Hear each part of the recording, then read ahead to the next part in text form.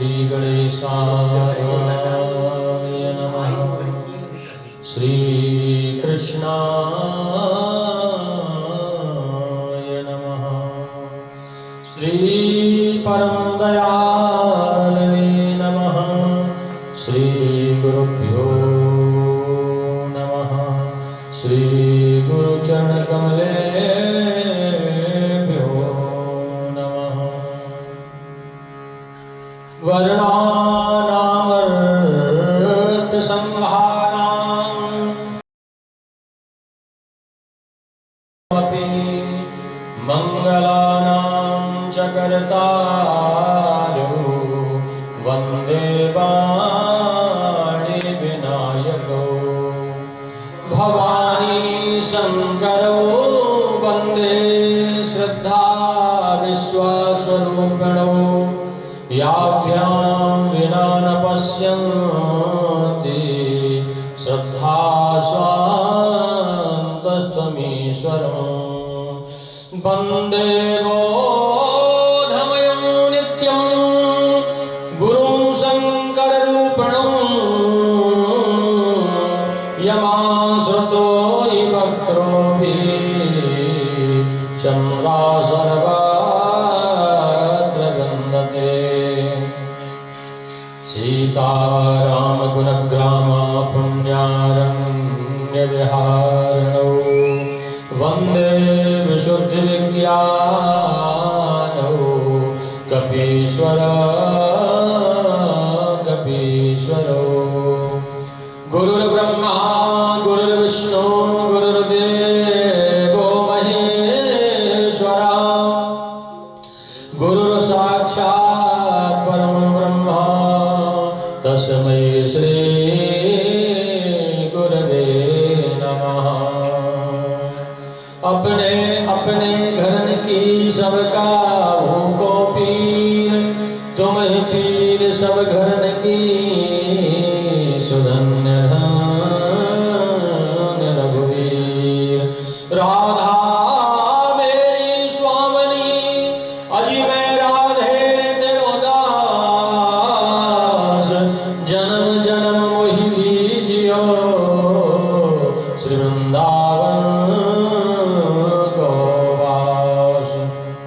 सब द्वारन को छोड़ के मैं आयो तिहारे द्वार श्री वृषभान जो की लाडली निक मेरी ओर निहार। बोलो श्री बांके बिहारी लाल की जय। राजा रामचंद्र भगवान की जय। पवन सुत हनुमान जी महाराज की जय। उमापति महादेव की जय। गोपीश्वर महादेव की जय। चामुंडा मैया की जय। सभी संत हरिभक्तों की जय। जय जय श्री राधे जय जय श्री राधे जय जय श्री राधे। तो आइए प्यारे प्रभु प्रेमियों, बड़े ही सौभाग्य की बात है, बड़े ही आनंद की बात है। गोविंद की कृपा से आज जो हमें ये अनायास सत्संग प्राप्त हुआ, वंदना फाउंडेशन के तत्वाधान में ये जो दैनिक सत्संग के माध्यम से हम लोग हरिनाम संकीर्तन का सौभाग्य प्राप्त कर रहे हैं, ये परमात्मा की बड़ी भारी महती कृपा है। कहा गया है कि एक घड़ी आधी घड़ी और आधी में पुण्य आध तुलसी संगत साधु की हरे कोट अपराध। सत्संग चाहे सज्जनों एक घड़ी का ही क्यों ना हो, आधी घड़ी का ही क्यों ना हो, हमारे जीवन में प्रकाश लाएगा। बोलो राधे राधे। सत्संग क्या है? सत्संग एक जीवन की जीने की कला सिखाता है। सत्संग एक दर्पण है। दर्पण क्या है? दर्पण। जैसे आप कहीं किसी पार्टी में, विवाह शादी में, किसी फंक्शन में जा रहे हो तो सबसे पहले सज धज करके जाते हैं दर्पण के सामने। जाते कि नहीं जाते? सज धज करके जाते हैं दर्पण के सामने, आईना के सामने जाते हैं। और आईना के सामने आप गए और जाकर के आपने दर्पण को देखा कि मैं पूरी तरह से फिट हूँ, ठीक लग रहा हूँ। और संयोग से उसी टाइम आपने क्या देखा कि हमारे गाल में एक काला सा धब्बा लगा हुआ है, काला कोई दाग लगा हुआ है। तो क्या आप उस स्थिति में जाएंगे? नहीं जाएंगे। पहले कोई एक रूमाल गीला करके पहले उस काले धब्बे को पोंछेंगे, साफ करेंगे, फिर उसमें पाउडर लगाएंगे और क्रीम लगाएंगे। पूरी तरह से एकदम जब फिट हो जाएंगे, सुंदर दिखने लगेंगे, तब आप जाते हैं फिर पार्टी अटेंड करने के लिए, विवाह शादी फंक्शन अटेंड करने के लिए। कहने का अभिप्राय, जिस प्रकार दर्पण हमारे उस काले धब्बे को दिखाता है, इसी प्रकार जीवन में जो हम सत्संग श्रवण करते हैं, भगवान की चर्चा श्रवण करते हैं, भक्तों के चरित्रों को श्रवण करते हैं, तो उन चरित्रों के माध्यम से सत्संग भी हमारा दर्पण का काम करता है कि जीवन में यदि कोई काला धब्बा लग रहा हो तो अभी मौका है, हमें साफ कर लेना चाहिए। अपने चरित्र को, अपने स्वरूप को, अपने व्यवहार को सुधार लेना चाहिए, क्योंकि यही साथ जाता है और कुछ भी नहीं जाता है। व्यक्ति का चरित्र यदि अच्छा है तो समझ लीजिए कि सब कुछ उसको अच्छा ही अच्छा दिखाई देगा और जीवन में अच्छा ही अच्छा होगा। क्योंकि चरित्र जो है हमारे जीवन में बहुत अहमियत रखता है, बहुत मायने रखता है। तो चरित्र कैसे बनेगा? बोले भगवान के भक्तों की कथा को श्रवण करके, भक्तों के चरित्रों को श्रवण करके।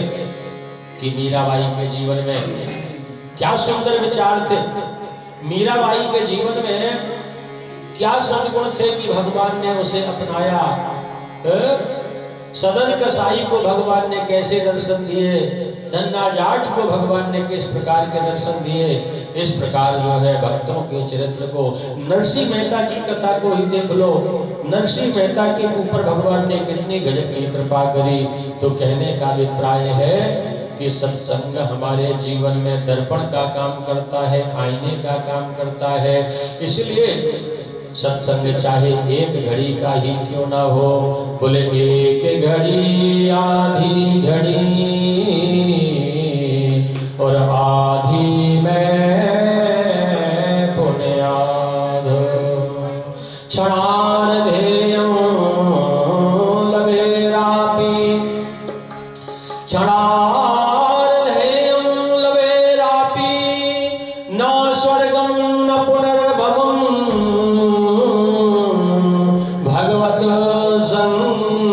संगस्य मर्त्यानां किमुदासिसा। एक आधे क्षण का भी सत्संग हमारे जीवन में हमें जो है अमरत्व को प्रदान करता है। तो सज्जनों, परमात्मा की बड़ी भारी कृपा है। वंदना चैरिटेबल फाउंडेशन के तत्वाधान में श्रीधाम वृंदावन में मेरे बांके बिहारी की क्रीड़ा स्थली से भगवान की जो है जहाँ नित्य विहार करते हैं श्याम सुंदर और किशोरी श्री राधा रानी, उनकी जो है रास भूमि से दैनिक सत्संग के माध्यम से हरिनाम संकीर्तन गाने का जो सौभाग्य मिल रहा है, ये प्रभु की विशेष कृपा है। और निरंतर उन भक्तों को भी बहुत बहुत साधुवाद, बहुत बहुत आभार उन भक्तों को, जिन भक्तों ने कंबल वितरण में जो है अपनी सहभागिता निभाई है, सहयोग राशि प्रदान की है। उनके नाम हम पहले बोल चुके हैं। उन भक्तों को बांके बिहारी उनके सभी के सभी मनोरथ सिद्ध करें, सभी प्रकार की मनोकामना पूर्ण हो और इसी प्रकार जो है फाउंडेशन में सेवा में सहभागिता निभाते रहें। तो आइए आज का सत्संग श्रवण करने से पूर्व 2 मिनट के लिए हरिनाम संकीर्तन गा लेते हैं, तदुपरांत आगे की कथा को श्रवण करेंगे। बड़े भाव से सभी लोग मीठी मीठी ताली बजाते हुए प्रभु का नाम गाएंगे। श्री कृष्ण गोविंद हरे मुरारी, हे नाथ नारायण वासुदेवा। श्री कृष्ण गोविंद हरे मुरारी, हे नाथ नारायण वासुदेवा। श्री कृष्ण गोविंद हरे मुरारी, हे नाथ नारायण वासुदेवा। श्री कृष्ण गोविंद हरे मुरारी, हे नाथ नारायण वासुदेवा। हे नाथ नारायण वासुदेवा, हे बद्री नारायण वासुदेवा। हे नाथ नारायण वासुदेवा, हे बद्री नारायण वासुदेवा। हे नाथ नारायण वासुदेवा, हे नाथ नारायण वासुदेवा। हे नाथ नारायण वासुदेवा, हे नाथ नारायण वासुदेवा। श्री कृष्ण गोविंद हरे मुरारी, हे नाथ नारायण वासुदेवा।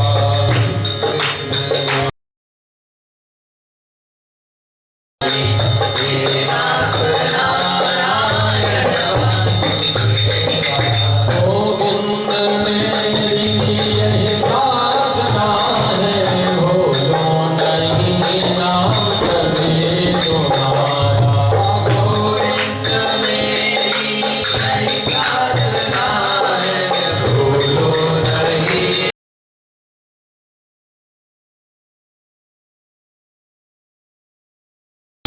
प्रार्थना है, भूलो नहीं नाम कभी तुम्हारा। गोविंद मेरी यही प्रार्थना है, भूलो नहीं नाम कभी तुम्हारा। जिस काम हो दिन रात जाऊं, हे नाथ नारायण वासुदेवा।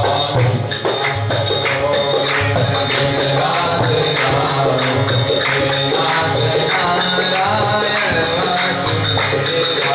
श्री कृष्ण गोविंद हरे मुरारी, हे नाथ नारायण वासुदेवा।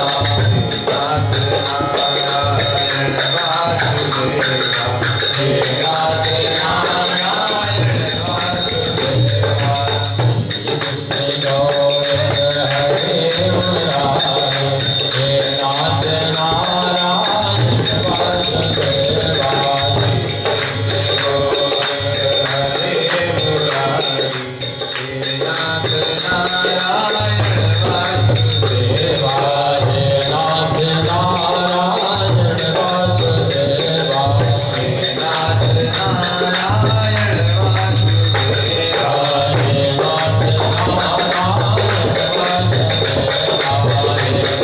नाथ नारायण वासुदेवा। हे नाथ नारायण वासुदेवा, हे नाथ नारायण वासुदेवा। बोलो नारायण भगवान की जय, बद्री विशाल भगवान की जय। जय जय श्री राधे। तो आइए हम सभी श्रोता मिलकर के उस पुण्य पावन पवित्र स्थान पर चलने का प्रयास करें, जहां संतों की मंडली के मध्य 88,000 ऋषियों के मध्य में परम विद्वान श्री सूत जी महाराज व्यास गादी पर विराजमान हैं। उनके मन में किसी प्रकार का कोई उद्वेग नहीं है, शांत हृदय से जो है मन में जो भी तर्क, वो जो भी शंकाएं जागृत हो रही है, गुरुदेव सूत जी के सामने प्रस्तुत करके उनका उत्तर पा करके आनंद की अनुभूति कर रहे हैं। सूत जी महाराज ने सौनकादि 88,000 ऋषियों से बताया कि ऋषियों, आप लोगों ने अभी तक जो है भागवत के महत्तम की कथा सुनी है, भागवत के महात्म की कथा। क्योंकि भागवत जी में क्या है, ये स्वयं जो है भागवत जी यदि अपने मुख से बड़ाई करें अपनी तो अच्छा नहीं लगेगा। इसलिए जो है ये महत्तम की कथा अन्य पुराण से, भाई सीधी सी बात है, मैं अपनी बड़ाई अपने मुख से करूंगा तो उतना अच्छा नहीं लगेगा। अगर मेरी कोई दूसरा बड़ाई करे तो फिर लोगों के मन में दिलो दिमाग में जो है उसकी प्रशंसा सुन करके उसके प्रति जो है विश्वास जगता है। ठीक इसी प्रकार जो है भागवत महापुराण की महिमा जो है अन्य पुराणों से महाराज अन्य पुराणों से गाई गई है। और कहा कि अभी तक आप जो है भागवत के महत्तम की कथा श्रवण कर रहे थे, अब मैं आपको भागवत जी में प्रवेश कराता हूँ। भागवत जी में प्रवेश करने से पूर्व सबसे पहले जो है सूत जी महाराज कथा सुना रहे हैं तो कहने लगे कि जन्माद्यस्यतोऽन्वयादितरतः चार्थे स्वदेत्यास्वरा तेरे ब्रह्मदादि आदि कवये मुह्यन्ति सूरया तेजो वारिमृदां यदा विनिमयो यत्र सर्गो मृषा धाम्ना स्वेन सदा निरस्तकुहकं सत्यं परं धीमहि। सूत जी महाराज वर्णन करते हैं कि महर्षि वेदव्यास जी ने यहाँ भी जो है सबसे पहले उसका ही वंदन किया है, सत्यम परम धीमहि। ऐसा क्यों कहा? क्योंकि भागवत जी में महाराज निर्विरोध चयन किया है भागवत जी का। अगर भागवत जी में महर्षि वेदव्यास जी रामम परम धीमहि कह देते, कृष्णम परम धीमहि कह देते, तो राम कृष्ण के भक्त अपना अधिकार दिखाते कि इसमें हमारा अधिकार है, क्योंकि हमारे प्रभु का जो है इसमें नाम सबसे पहले लिया गया है। शिवम परम धीमहि कह देते तो शिव के जो भक्त हैं वो अपना अधिकार दिखाने लगते। इसलिए सबसे पहले जो है निर्विकार निर्विरोध जो है इसका कोई विरोध ना करे तो कह दिया, बोले सत्यम परम धीमहि। सत्य स्वरूप जो परमात्मा है उसका मैं वंदन करता हूँ। और वो है कैसा? बोले जिसके जन्म का पता नहीं, आदि का पता नहीं, अंत का पता नहीं। बोले जन्माद्यस्यतोऽन्वयादितरतः, जिसके जन्म का पता नहीं, आदि का पता नहीं, अंत का पता नहीं। बोले यतः परमात्मना सखा साध्य अस्य विश्वस्य जन्मादिर्भवति।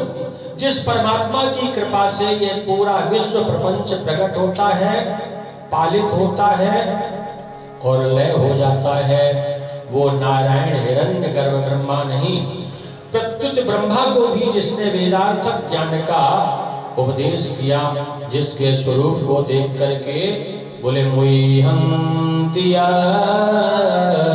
सूरया। जिसके स्वरूप को देख करके बड़े बड़े देवता, बड़े बड़े जो है महात्मा तपस्वी जन भी मोहित हो जाते हैं। जैसे तेजोमयी सूर्य की किरणों में कभी कभी जल की भ्रांति हो जाती है।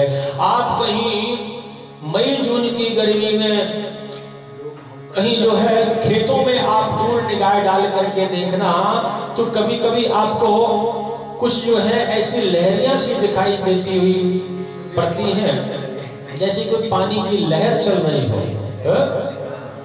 तेजो बारी मृदा, मृदा कहते हैं मिट्टी को। मिट्टी में जैसे कभी कभी जल की भ्रांति हो जाती है, जल में कभी कभी थल का भ्रम हो जाता है। इसी प्रकार सृष्टि भी जो है सत्वत प्रतीत होती है तो वैसे ये नाशवान, ये सृष्टि जो है नाशवान है, लेकिन परमात्मा की लीला से, परमात्मा की जो है क्रीड़ा से यह हमें कभी कभी सत्वत प्रतीत होने लगती है। ऐसे ही परमात्मा की अधिष्ठान सत्ता की वजह से ये पूरा विश्व प्रपंच जो है चलता है, पूरा जगत चलता है। कहने का अभिप्राय माया और माया के कार्यों से जो सर्वथा परे है, पृथक है और पृथक रह करके सब में व्याप्त है, उस परम सत्य की हम वंदना करते हैं। बोले सत्यम परम धीमहि, जिसके आदि का पता नहीं, अंत का पता नहीं, उसकी क्रियाकलापों का पता नहीं। दरअसल में वो लीला ही ऐसी करता है कि उसकी लीला को देख देख करके हमें कभी कभी जल में भ्रम हो जाता है, जल में थल का भ्रम हो जाता है, थल में जल का भ्रम हो जाता है। इसी प्रकार ये सृष्टि नाशवान है, फिर भी हम इसे सत्वत महसूस करने लगते हैं।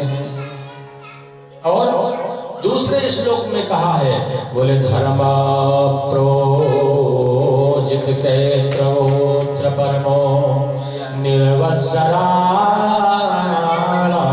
सतां वेद्यं वास्तवमत्र वत्स शिवदं तापत्रयोन्मूलनं श्रीमद्भागवते महामुनिकृते किं वा परैरीश्वरा सद्योरद्यमरुध्यते प्रकृतिभिः शुश्रूषवे तत्क्षणा। तो वर्णन करते हैं जिन ऋषियों के मन में बिल्कुल भी जो है कपट नहीं है। बोलो राधे राधे। जिन ऋषियों के हृदय में बिल्कुल भी कपट नहीं है, निष्कपट जिनका अंतःकरण है, मोक्ष की भी कामना जिन ऋषियों के मन में नहीं है, ऐसे ऋषियों के द्वारा जानने योग्य जो परम सत्य कथा है भगवान श्री कृष्ण की, उसका धर्म श्रीमद् भागवत में निरूपण किया गया है, जिसे हम परम धर्म कहते हैं। देखिए, धर्म तो है, सत्य तो है श्री कृष्ण, सत्य तो है श्री कृष्ण, लेकिन परम धर्म क्या है? बोले परम धर्म है भगवान कृष्ण की कथा। कहा गया है ना कि धर्म न दूसर सत्य समाना। तो धर्म तो है सत्य, लेकिन परम धर्म क्या है? बोले परम धर्म है भगवान कृष्ण की कथा। तू कृष्ण की कथा करती क्या है? बोले तापत्रयोन्मूलनम्, 3 प्रकार के तापों से जो ये कलयुगी प्राणी ग्रसित है, 3 प्रकार के आदि दैविक, आदि भौतिक और आध्यात्मिक, इन 3 प्रकार के तापों का उन्मूलन करती है, विनाश करती है मेरे कृष्ण की कथा। बोलो राधे राधे। 3 प्रकार के तापों का विनाश करती है। बोले श्रीमद्भागवते महामुनिकृते किं वा परैरीश्वरा सद्योरद्यमरुध्यते प्रकृतिभिः शुश्रूषवे तत्क्षणा। जिसने भागवत जी को जीवन में अपना लिया, उसको फिर कहीं भटकने की जरूरत नहीं पड़ती है। इसलिए भागवत को नियम से सुने, भागवत को जो है श्रद्धा से सुने, क्योंकि ये भागवत में जो है संपूर्ण सिद्धांतों का जो निचोड़ है। कहा गया है कि निगम कल्पतरोर्गलितं फलं सुखमुखादमृतद्रवसंयुतं पिबत भागवतं रसमालयं मुहुरहो रसिका भुवभावका। निगम कहते हैं सज्जनों वेद को, वेद रूपी कल्प वृक्ष का पका हुआ फल ही तो भागवत कथा है।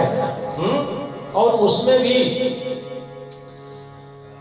सुख मुखाद प्रतद्रिमतई संयुतम। सुखदेव जी महाराज जो तोते के रूप में सुखदेव जी महाराज हैं, सुखदेव जी महाराज ने जिस दिन से अपना मुख लगा दिया है, कहने का अभिप्राय सुखदेव जी ने जिस दिन से कथा को पढ़ दिया है, बाँच दिया है, अमृतद्रव संयुतम, अमृत के समान हो गई है। और जो लोग जो है श्रद्धान्वित होकर के भागवत जी की कथा को श्रवण करते हैं, उनको ये 3 प्रकार के ताप बिल्कुल नहीं सताते हैं। बोले दैविक भौतिक तापा, राम राज का नहीं व्यापा। ये 3 प्रकार के ताप, आदि दैविक, आदि भौतिक और आध्यात्मिक, इन त्रिविध तापों से बचना है तो मेरे प्रभु श्री कृष्ण की शरण ग्रहण कर लो, भगवान श्री राम की कथा को श्रवण कर लो, कृष्ण की कथा को श्रवण कर लो। जो कहते हैं ना महाराज हमने बहुत कथाएं सुनी है, बार बार क्या सुनना है, रोज रोज क्या सुनना है, अरे वही तो प्रभु की कथा है।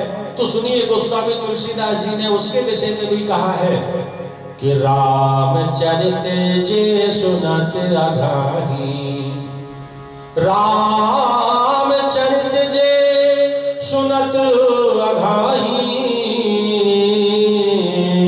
रस विशेष जाना तिन नाही। भगवान राम की कथा, भगवान कृष्ण की कथा श्रवण कर करके जिसका मन अघा गया यानी कि भर गया, समझ लो वो भगवान की कथा का 1% मतलब भी नहीं समझ पाया है जीवन में। भगवान की कथा श्रवण करने के लिए नित्य नई आकांक्षा जागृत होनी चाहिए, क्योंकि हरि अनंत, हरि कथा अनंता, और कहीं सुनहि बहुविध सब संता। हरि तो अनंत है, हरि की कथा अनंत है।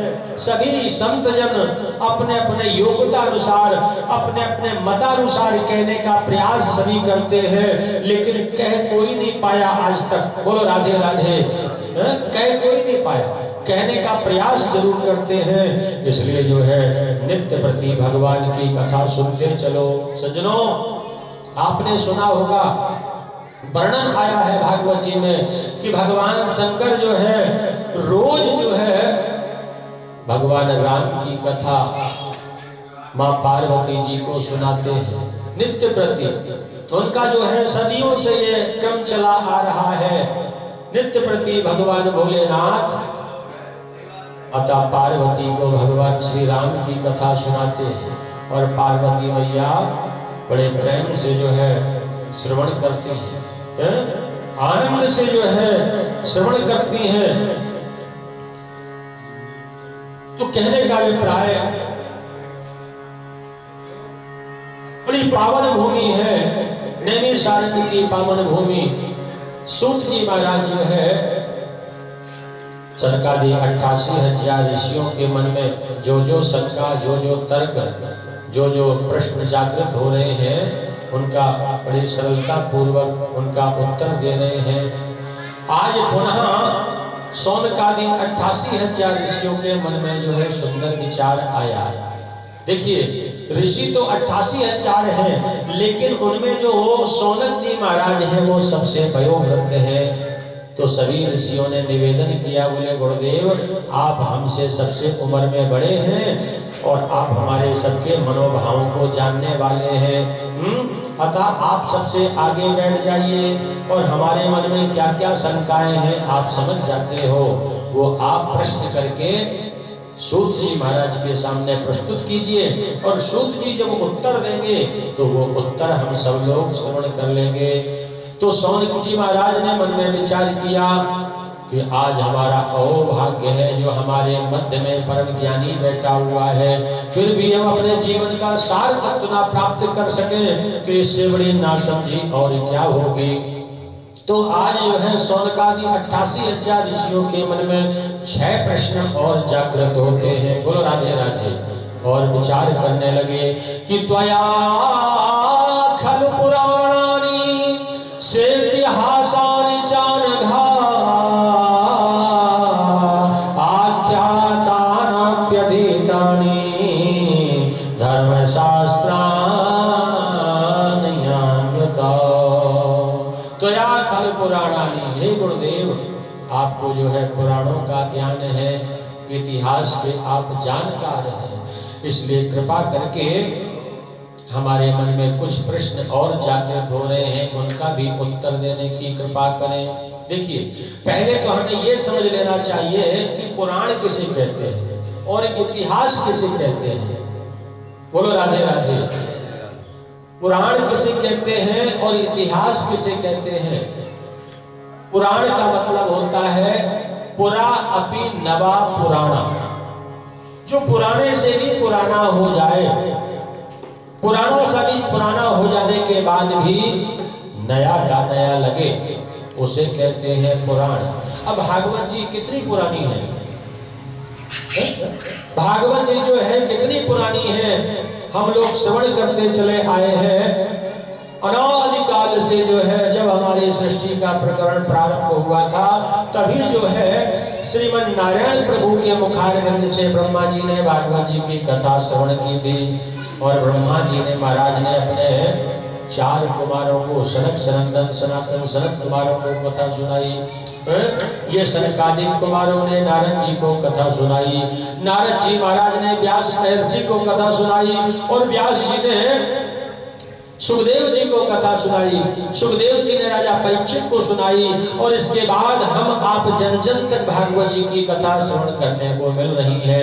लेकिन जहाँ भी कोई कथा होती है तो ऐसा लगता है कि आज ये व्यास जी कोई नई बात बताएंगे।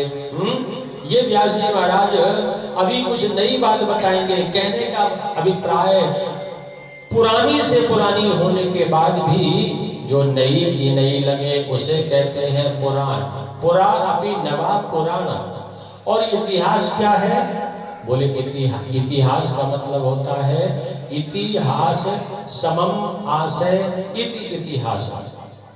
बोले घटना प्रधान बातों का जो प्रतिपादन करे उसे इतिहास कहते हैं, और जो शिक्षा प्रधान बातें बतावे उसे पुराण कहते हैं। तो गुरुदेव के चरणों में निवेदन किया, बोले त्वया कल पुराणानि से इतिहास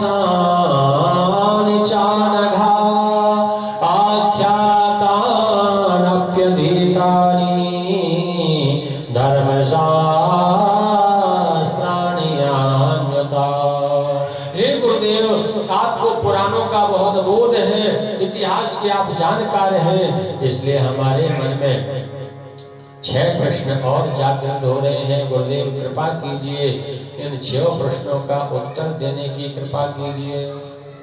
सूत जी महाराज ने कहा, बताओ ऋषियों कौन कौन से प्रश्न हैं? तो बोले पहला प्रश्न है कि मानव कौन सा रास्ता अपनावे। जीवन में मानव को कौन सा रास्ता अपनाना चाहिए जिससे उसका बड़ी सजगता पूर्वक, बड़ी सरलता पूर्वक कल्याण हो जाए। उसके लिए सर्वोत्तम संसाधन क्या है, सही मार्ग क्या है? कृपा करके जो है पहले प्रश्न का उत्तर देने की कृपा करें। दूसरा प्रश्न निवेदन किया सौनकादि 88,000 ऋषियों ने गुरुदेव के सामने कि हमने ये सुना है कि महाराज देवी देवता सैकड़ों हैं, हजारों हैं। अब एक देवी देवता की पूजा करते हैं तो दूसरा नाराज ना हो जावे, मन में जो है भ्रांति जगी रहती है। इसलिए कृपा करके गुरुदेव आप ऐसा कोई एक देव बता दीजिए जिस एक देवता की पूजा करने से सभी देवी देवताओं की पूजा का फल प्राप्त हो जाए। वो तत्व सार क्या है? वो तत्व सार क्या है जिस एक देवी देवता की पूजा करने से सभी देवी देवताओं की पूजा का फल प्राप्त हो जाए? बड़ा गजब का प्रश्न है। और तीसरा प्रश्न है गुरुदेव कि देवकी और वसुदेव के यहाँ भगवान ने अवतार क्यों लिया? चौथा प्रश्न है कि भगवान के कितने अवतार होते हैं? कोई कहता है भगवान के 10 अवतार हुए हैं, कोई कहता है भगवान के 20 अवतार हुए हैं। तो आज आप क्लियर बता दीजिए कि भगवान ने कितने अवतार लिए हैं। और 5वां प्रश्न है कि भगवान ने जो है कौन कौन सी लीलाएं की हैं। कृष्ण अवतार लेकर के जब आए हैं तो मेरे प्रभु ने कौन कौन सी लीलाएं की हैं। छठा प्रश्न है कि भगवान कृष्ण जो है जब इस धराधाम पर आए और 124 वर्ष तक इस पृथ्वी में महाराज अपना राज्य चलाते रहे, अपनी क्रीड़ा करते रहे, अपनी लीला करते रहे, और जब इस धराधाम को छोड़ करके अपने धाम को जाने लगे तो बोले धर्मं का शरणं गता। बोले जब प्रभु श्री कृष्ण इस धराधाम को छोड़ करके स्वधाम गमन कर जाते हैं तो धर्म किसकी शरण में गया गुरुदेव? इन 6 प्रश्नों का उत्तर देने की कृपा कीजिए। तो सूत जी महाराज बड़े गदगद हो गए, ऋषियों आपने प्रश्न बड़े ही उत्तम किए हैं। कहा कि देखो ये प्रश्नों में तुम्हारे अपने लिए निज स्वार्थ कुछ भी नहीं छुपा है। इन प्रश्नों में संसार कल्याण जनहित कार्य छिपा हुआ है, और जो जनहित होता है वो जो है परमात्मा का कार्य होता है। इसलिए मैं तुम्हें इन प्रश्नों का उत्तर अवश्य बताऊंगा। बोले आपने पहला प्रश्न किया कि मानव को कौन सा रास्ता अपनाना चाहिए जिससे उसका कल्याण हो जाए, किसकी भक्ति करनी चाहिए? तो बताया कि सावै पुंसाम परो धर्मो, सावै पुंसाम परो धर्मो यतो भक्ति रधोक्षजा अहेतुक्या प्रतिहता ययात्मा संप्रसीदते। मानव के लिए सर्वोत्तम संसाधन क्या है? बोले मानव को वही रास्ता अपनाना चाहिए, मनुष्य को वही भक्ति करनी चाहिए जिस भक्ति में अधोक्षज श्री कृष्ण की भक्ति सम्मिलित है। जिसमें मेरे कृष्ण की भक्ति सम्मिलित ना हो वो भक्ति भक्ति नहीं कहलाती है। बोलो राधे राधे। क्या कहा? सावै पुंसाम परो धर्मो यतो भक्ति रधोक्षजा अहेतुक्याम प्रतिहता ययात्मा संप्रसीदति। जिस भक्ति में अधोक्षज की भक्ति सम्मिलित हो, अधोक्षज कहा गया है श्री कृष्ण को, जिस भक्ति में श्री कृष्ण की भक्ति सम्मिलित हो वही भक्ति श्रेष्ठ होती है। और आपने पूछा अभी अभी कि महाराज दूसरे प्रश्न में निवेदन किया है कि मानव को ऐसा वो कौन देव है जो एक देव की पूजा करने से सभी देवी देवताओं की पूजा का फल प्राप्त हो जाए? तो उसके बारे में भी सुनो ऋषियों। बोले वासुदेव परामेना वासुदेव परामखा वासुदेव परायोगा वासुदेवा ऋषियों जितनी भी अपन भक्ति करते हैं, वेदों का अध्ययन करते हैं, यज्ञ जप तप अनुष्ठान तपस्या साधना ध्यान धारणा समाधि जो कुछ भी किया जाता है वो वासुदेव की प्राप्ति के लिए ही किया जाता है। तो मेरी समझ से वासुदेव की भक्ति ही सर्वोपरि भक्ति है। वासुदेव कहते हैं श्रीमन नारायण को। बोलो राधे राधे। बोले नारायण की भक्ति ही सर्वोपरि है। जितने संसाधन किए जाते हैं ये सब उसी की भक्ति के लिए किए जाते हैं। और तो सब सीढ़ियां हैं। यदि आप किसी देवी की आराधना करते हैं तो एक सीढ़ी में कदम रखते हैं, अंतिम स्टेज में तो वासुदेव ही बैठा हुआ है, मेरा नारायण ही बैठा हुआ है, तो कहने का अभिप्राय। और तीसरा आपने जो प्रश्न किया कि महाराज देवकी और वसुदेव के यहाँ मेरे प्रभु ने अवतार क्यों लिया, क्या है इसके पीछे कारण? तो ऋषियों इसके पीछे एक कारण हो तो मैं आपको बताऊं, भगवान के अवतार लेने के पीछे कई कारण होते हैं। चलो एक दो तो मैं बता ही देता हूं। आपको यह बात तो मालूम ही होगी कि गीता में भगवान ने कहा है कि यदा यदा हि धर्मस्य ग्लानिर्भवति भारत अभ्युत्थानमधर्मस्य प्रधानम धर्मस्य तदात्मानं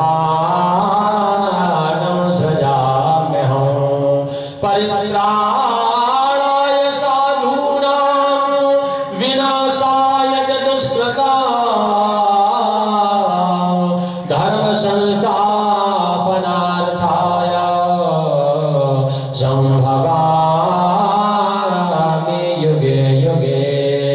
भगवान ने कहा है कि धर्म की स्थापना के लिए हर युग में अवतार लेता रहा हूं, लेता हूं और लेता रहूंगा। प्रत्येक परिस्थिति में धर्म की स्थापना के लिए मैं अवतार लेता रहूंगा।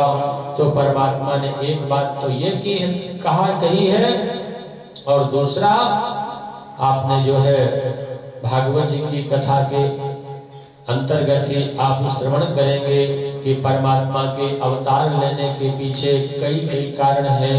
एक कारण तो ये है कि एक बार की बात है कि ब्रह्मा जी के जो प्रथम पुत्र हैं सनक सनंदन सनकादिक कुमार, सनक सनंदन सनातन सनत कुमार, ये जो 4 कुमार हैं, ये एक बार गए हुए थे वैकुंठनाथ का दर्शन करने के लिए, वैकुंठ लोक दर्शन करने के लिए गए हुए थे। तो द्वारपालों ने इनको मना कर दिया। कहने लगे प्रभु अभी हमारे जो है शयन कक्ष में चले गए हैं और थोड़ी देर आप यहीं विश्राम करो, जब वो शयन कक्ष से उठ जाएंगे तो आपको मैं दर्शन करा दूंगा।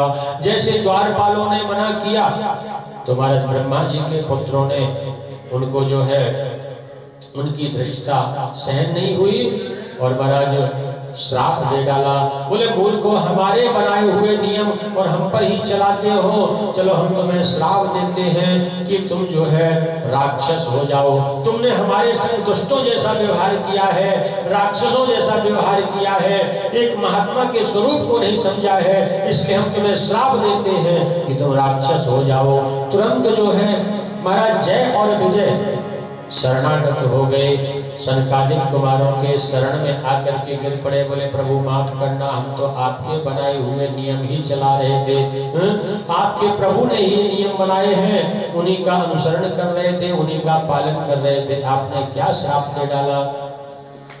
तो सनकादिक कुमारों ने कहा तुमने तुरंत गलती का पश्चाताप कर लिया है, तुम हमारी शरण में आ गए हो, शरणागत हो गए हो, इसलिए शरणागत को माफ करना ही ठीक रहता है। हम तुम्हें जो है आशीर्वाद भी देते हैं कि राक्षस तो बनोगे, अब श्राप निकल गया तो निकल गया, राक्षस तो बनोगे लेकिन 3 जन्मों तक ही राक्षस बनोगे, और तीसरे 3 जन्मों में ये तुम्हारे जो नारायण प्रभु अंदर विराजमान हैं यही अवतार लेकर के आएंगे और महाराज तुम्हारी मुक्ति कराएंगे। 3 जन्मों में तुम्हारी मुक्ति हो। तुम्हारा जो पहले जन्म में तो ये जय और विजय नाम के राक्षस बोले हिरणाक्ष और हिरणाकश्यप बनते हैं, दूसरे जन्म में रावण और कुंभकर्ण बनते हैं, तीसरे जन्म में शिशुपाल और दंत्रवक्त बनते हैं, और इनका उद्धार करने के लिए ही मेरे प्रभु कभी नरसिंह भगवान, तो कभी जो है महाराज बाराह भगवान, कभी मेरे प्रभु श्री राघवेंद्र सरकार बन जाते हैं, और इस बार जो है देवकी और वसुदेव के यहाँ कृष्णावतार लेकर के पधारे हैं। बोलो कृष्ण कन्हैया लाल की, कृष्णावतार लेकर के मेरे प्रभु आए हैं। तो महाराज मेरे प्रभु के अवतार लेने के पीछे कई कारण हैं, कितने कारण बताऊं, अभी तो और भी आपको आगे श्रवण करने को मिलेंगे। और आपने जो चौथा प्रश्न किया है ऋषियों कि भगवान के जो है कितने अवतार हुए हैं, कोई कहता है कि 10 अवतार हुए हैं, कोई कहता है 20 अवतार हुए हैं, कोई कहता है कि 50 अवतार हुए हैं, तो ये तो जो है मेरे समझ से परे है। लेकिन भगवान के जो है महाराज 23 अवतार हो चुके हैं और 24वां अवतार कलयुग में होगा। तो वाले गुरुदेव अगर आप 24 अवतारों के बारे में बता रहे हैं तो ये अवतार कौन कौन से प्रभु ने लिए हैं, जरा गुरुदेव इस विषय में भी प्रकाश डालिए। तो बताने लगे, सूत जी महाराज ने बताया कि प्रभु ने बोले पहला अवतार लिया है सनक सनंदन सनकादिक सनत कुमार। सनक सनंदन सनातन सनत कुमार ये परमात्मा के प्रथम अवतार हैं। दूसरा अवतार मेरे प्रभु ने शूकर का लिया, 12 अवतार लेकर के आते हैं। मेरे प्रभु का तीसरा अवतार है नारद जी महाराज का। चौथा अवतार है नर और नारायण। पांचवा अवतार है कपिल। छठवां अवतार है दत्तात्रेय। सातवां अवतार है भगवान यज्ञ। आठवां अवतार है ऋषभ देव जी महाराज। नौवां अवतार है महाराज पृथु। 10वां अवतार है महाराज मत्स्य और 11वां अवतार है कच्छप। 12वां अवतार है धन्वंतरी और 13वां अवतार है मोहिनी और 14वां अवतार है नरसिंह भगवान का अवतार लेकर के मेरे प्रभु पधारते हैं।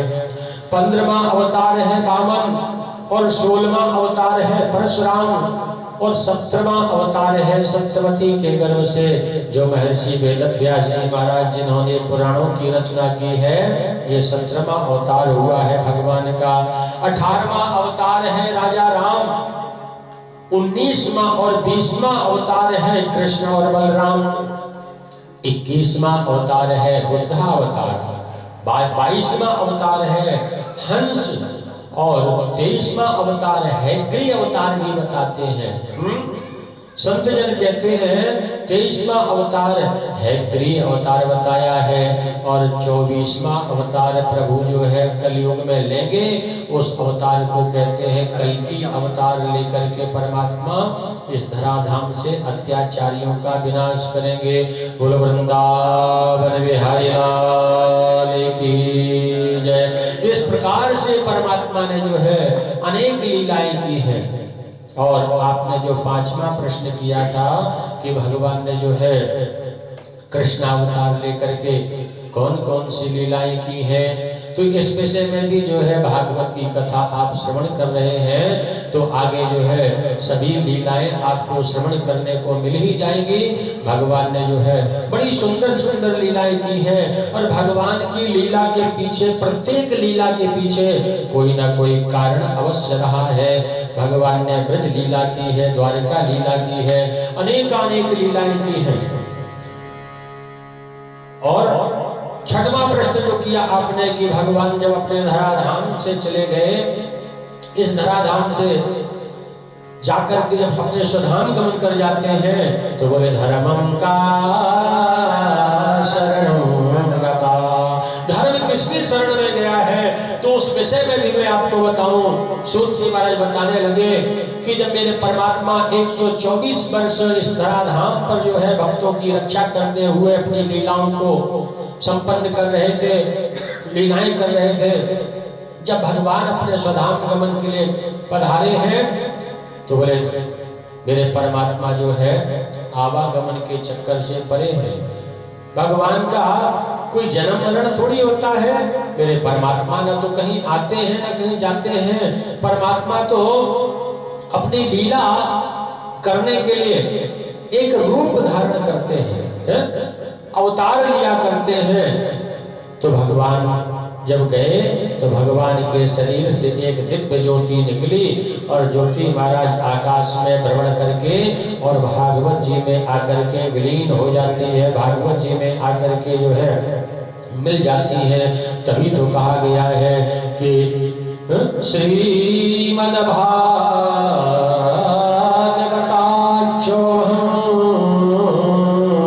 प्रत्यक्षा कृष्ण एव हि स्वीकृतो मया नाथ मुक्त्यर्थं भवसागरे। श्रीमद्भागवताच्चोहम् प्रत्यक्ष कृष्ण एव हि। भगवान श्री बाल कृष्ण का वाङ्मय स्वरूप ही भागवत जी है। तो सौनकादि 88,000 ऋषियों ने सूत जी महाराज के सामने निवेदन किया, बोले गुरुदेव अभी अभी आपने जो कहा कि भगवान का 17वां अवतार सत्यवती के गर्भ से महर्षि वेदव्यास जी महाराज अवतार लेकर के जो आए हैं ये भी भगवान का ही अवतार है। बोले हाँ हाँ बिल्कुल सत्य है। लेकिन गुरुदेव इनके बारे में जो हमने कथा सुनी है कि इनको एक बार जो है मोह जागृत हो गया था। एक बार आश्रम में बैठे बैठे बड़े चिंतित मालूम पड़ रहे थे, तो प्रभु होने के बाद भी और मोह जागृत होना ये कहाँ तक सत्य है, जरा इस विषय में भी प्रकाश डालिए। तो बोले हाँ अवश्य। सूत जी महाराज बताने लगे कि ऋषियों सुनो। बोले एक बार की बात है कि महर्षि वेदव्यास जी महाराज अपने जो है संन्यास नाम करके जो है पुण्य पावन आश्रम पर पधारे थे, आश्रम पर विराजमान थे। तो नारद जी महाराज, देवर्षि नारद जी महाराज वीणा बजाते हुए हरि गुण गान करते हुए और महर्षि वेदव्यास जी महाराज के आश्रम में पधारना हो जाता है, पहुंच जाते हैं। जैसे ही देवर्षि नारद जी महाराज ने महर्षि वेदव्यास जी को उदास देखा तो उनकी उदासी देख करके पूछने लगे कि पाराशर्यं महाभागा भविता कच्चिदात्मना परितुष्यति शारीरा आत्मा मानस एव वा। पाराशर्यं महाभागा, प्राचीन भारत में पिताजी से मिलता जुलता नाम बोला जाता था। तो पराशर ऋषि के पुत्र होने के नाते महर्षि वेदव्यास जी को पाराशर्यं महाभागा कहकर के पुकारा है। देवर्षि नारद जी ने कहा, हे महर्षि वेदव्यास जी, मैं आपको मन तथा वाणी से उदास देख रहा हूँ, आपकी उदासी का कारण क्या है, जरा इस विषय में आप हमारे सामने अपने दुख का कारण व्यक्त करिए। तो महाराज जैसे ही जो देवर्षि नारद जी महाराज ने पूछा महर्षि वेदव्यास जी महाराज से, तो महर्षि वेदव्यास जी महाराज ने देखा, ओह नारद जी महाराज मेरी आश्रम पर पधारे हैं।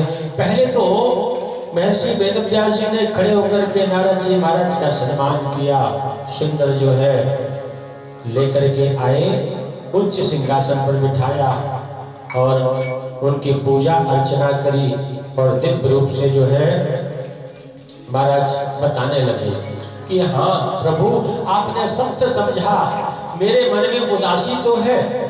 बोले आप अपनी उदासी का कारण बताइए, आप क्यों उदास हैं? आपने तो नाना प्रकार के पुराणों की रचना की है, इतने ग्रंथ लिख डाले हैं, फिर भी आपके मन में उदासी हमारे समझ से परे है, अतः अपनी उदासी का कारण बताइए।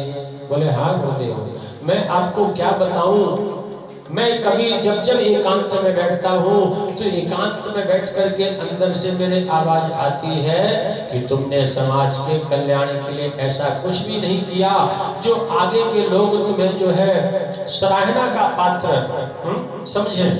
ऐसा तुमने कोई भी काम नहीं किया है, भले ही यद्यपि मैंने इतने पुराणों की रचना की है। देखिए प्राचीन भारत के संतों के इतने उच्च विचार हुआ करते थे, जिसने 4 वेदों के भाष्य कर डाले हो,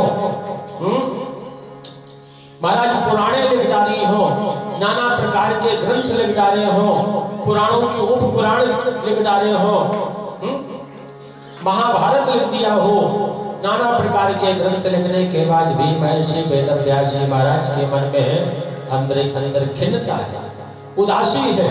मन में उनके ऐसे विचार आते हैं कि मैंने जीवन में अभी कुछ नहीं किया। और आजकल के विद्वान 2-4 श्लोक गीता के तैयार हो गए, 2-4 श्लोक भागवत के तैयार हो गए, फिर तो महाराज शास्त्रार्थ करने के लिए निकल पड़ते हैं। बोले मुझसे बड़ा विद्वान कोई नहीं, मुझसे बड़ा विद्वान कोई नहीं है, मैं इस पृथ्वी में एकमात्र अद्वितीय विद्वान हूँ, कहने का अभिप्राय। और महर्षि वेदव्यास जी महाराज के बारे में आप सुन ही रहे हैं, इतना कुछ कर डालने के बाद भी मन में विचार ख्याल आता है कि मैंने समाज कल्याण के लिए कुछ भी नहीं किया। नारद जी महाराज से पूछते हैं कि गुरुदेव आप बताइए, ऐसा कोई उपाय बताइए कि मेरे मन में जो है शांति महसूस हो, कुछ शांति का अनुभव हो। तो नारद जी महाराज बताने लगे, कहने लगे गुरुदेव मैं मानता हूँ कि आपने नाना पुराण के नाना प्रकार के पुराणों की रचना की है, ग्रंथों की रचना की है, लेकिन अभी तक आपने जो है ऐसे किसी भी पुराण की रचना नहीं की, ऐसे किसी भी ग्रंथ की रचना नहीं की है जिसमें संत और भगवंत दोनों की महिमा बराबर से गाई हो। बोलो राधे राधे। क्या कहा नारद जी महाराज ने?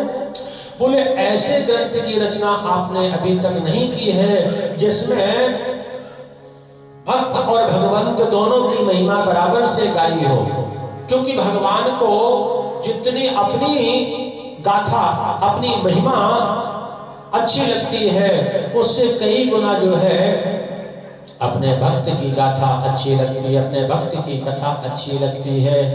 तो बोले आप जो है एक ऐसे ग्रंथ की रचना करो जिसमें संत और भगवंत दोनों की महिमा बराबर से गाई हो।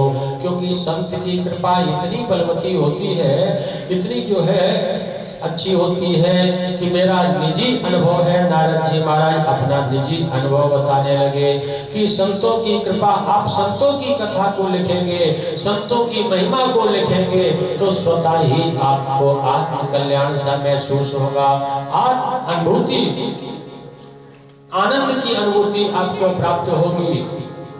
बोले इतने यकीन के साथ आप कैसे कह रहे हो कि संतों की बखान करने से, संतों के महत्व को लिखने से आनंद की अनुभूति होगी? तो नारद जी महाराज बताने लगे, बोले आप जो है मुझे देख रहे हो, आप मुझे देखिए, मैं जो आपके सामने हरि के दासों में सबसे अग्रगण्य मेरी गिनती होती है, हरि के दासों में मैं सर्वश्रेष्ठ कहलाता हूँ। ये किसकी कृपा से? बोले संतों की कृपा से। बोले मेरे तीसरे जन्म की कथा मैं आपको बताता हूँ। मैं जो है एक दासी का पुत्र था। बोलो राधे राधे। क्या था? दासी का पुत्र, गरीबनी का पुत्र था। तो एक बार की बात है कि मेरे गांव में जो है कुछ महात्मा लोग चतुर्मासा करने के लिए आए हुए थे। गांव के लोग बागों ने जो है मेरी माता को उन महात्माओं की सेवा में लगा दिया। बोले ये महात्मा जो है चतुर्मासा करने के लिए आए हैं तो इनकी झूठी पत्तल उठाया करो, इनकी जो है आश्रम में बुहारी लगाया करो, और जो कपड़े कभी जो है इनके मैले कुचेले हो जाए उन कपड़ों को साफ कर दिया करो, महात्माओं की सेवा, बर्तन मांज दिया करो। वो बेचारी गरीबिनी दासी जो है महात्माओं की सेवा में लग गई, नित्य सेवा करती। और महाराज महात्मा लोग बड़े प्रेम से प्रसाद पाते, बनाते और प्रसाद पाते, और पत्तलों में जो झूठन बच जाता वो झूठन नारद जी महाराज कहते मैं भी उन महात्माओं के झूठी पत्तलों से जो है झूठा उठा करके प्रसाद समझ करके उसे पा लेता, और उसी झूठन के प्रभाव से मेरे संग ऐसे कुछ आश्चर्यचकित घटना घटने लगी कि मैं आपको क्या बताऊं। और मैं महात्माओं की जो समिधा होती है, समिधा हवन करने में जो लकड़ी लगती है, समिधा लगती है, वो समिधा जो है वन से तोड़ करके लाता और महात्माओं को जो है वो समिधा देता। इस प्रकार नित्य प्रति जो है सायंकालीन बेला में महात्माओं का सत्संग चलता, मैं सत्संग श्रवण करता। इसी प्रकार मन में जो है नाना प्रकार के सुंदर विचार आने लगे। एक दिन जो है मेरी माँ ने कहा कि मुझे जो है तेरी क्रियाकलापों से लगता है कि तू कहीं महात्मा ना हो जाए, तेरा ब्याह कर देना चाहिए। तो मैंने विवाह के लिए मना कर दिया। बोले माँ मैं विवाह नहीं करूँगा, मैं तो इन महात्माओं की तरह भगवान की भक्ति करूँगा। मैया बेचारी चिंतित रहने लगी, और कुछ दिनों के बाद मैया मेरी वृद्धा हो गई। एक दिन अकस्मात मेरी माँ गौशाला में गाय का दोहन करने के लिए गई थी। सायंकालीन बेला में पता नहीं कहां से सर्प निकल करके आ गया और मेरी मैया को डस लिया। मेरी मैया का शरीर शांत हो गया। मैंने समझा प्रभु की कृपा है, चलो प्रभु की शायद यही इच्छा रही होगी। थोड़ी सी ममता मेरे माँ में थी, वो भी भगवान ने छीन ली। अब तो मैं बेसहारा हो गया। महात्मा लोग भी जा चुके थे अपने अपने धामों को। इस प्रकार नारद जी महाराज अपनी गाथा बता रहे हैं। और महाराज कुछ दिनों के उपरांत जो महात्मा एक मंत्र दे करके गए थे, मैं उसी मंत्र का जाप किया करता। महात्माओं ने मुझे मंत्र दिया था कि कृष्णाय वासुदेवाय हरे परमात्मने प्रणतक्लेशनाशाय